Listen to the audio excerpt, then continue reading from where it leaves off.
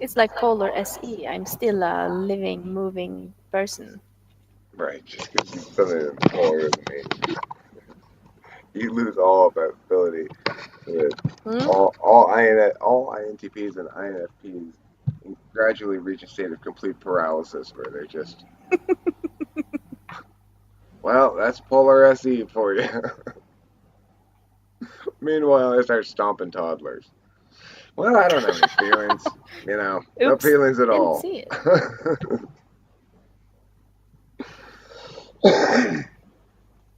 Yeah, well, obviously, I think I'm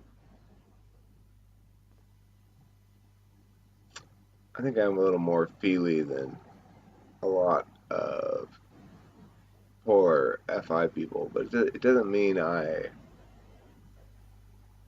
understand it particularly better. It's as though an FE polar person were going, hey, I just realized there's like a social hierarchy here, and I'm going to participate in it now too. Am I doing it right?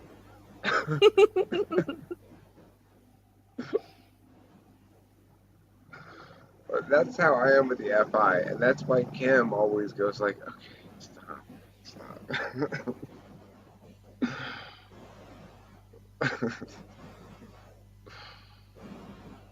But Well, now you have someone to take care of you. yeah, she does take good care of me. I mean, the thing is, I got to take care of her too, right? It's reciprocal. It's different than the me with an FE dom who literally will just take care of you.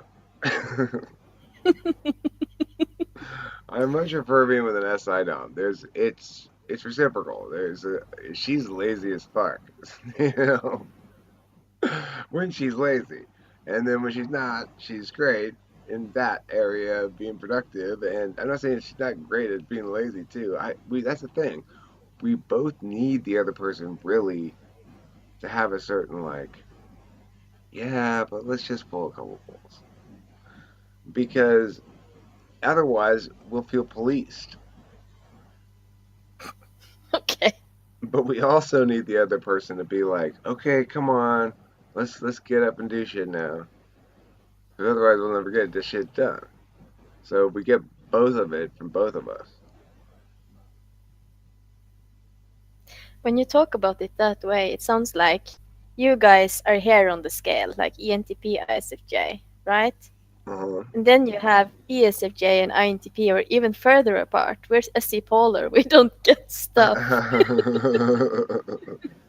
And then you have the FE dumb on the other end. It sounds frustrating.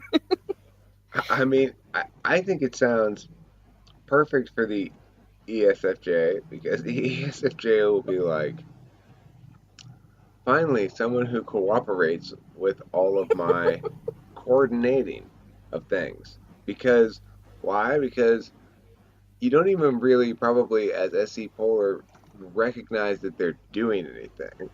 You just sort of think things are happening. That's my guess, okay?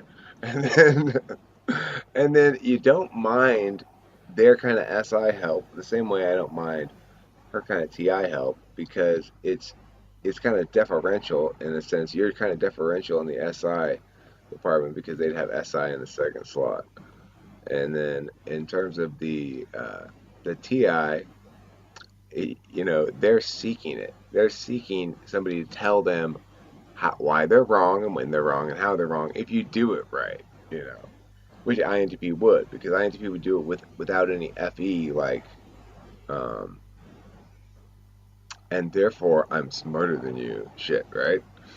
Where ENTP is likely, especially when they're younger, to pull out a little bit of that stuff.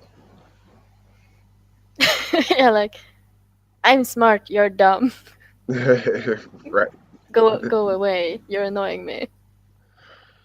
So, anyway, I mean, I think that ESFJ, INTP, that'd be a good relationship. It would work. I would see why it would work if they were old enough. I mean, I think that's important in all relationships. If you're talking about a couple of 18 or 20-year-olds or something, I don't care how dual they are, it's unlikely to last. It's just because when you're that young, you do stupid shit and you don't know what the fuck's going on.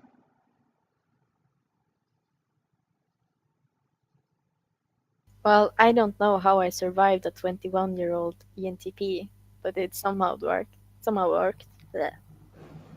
Well, you've been with him for like 10, 11 years now. Yeah.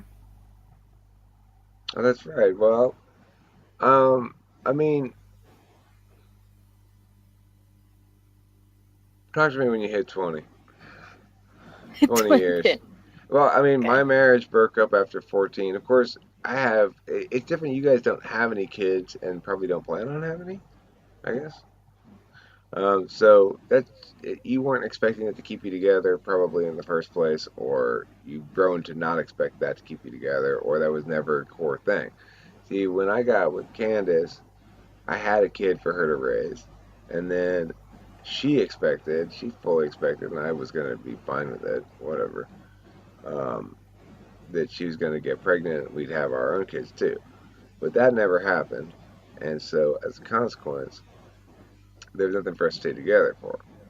But if you don't go into a relationship framing things around that, then obviously you got a different experience than the one I had.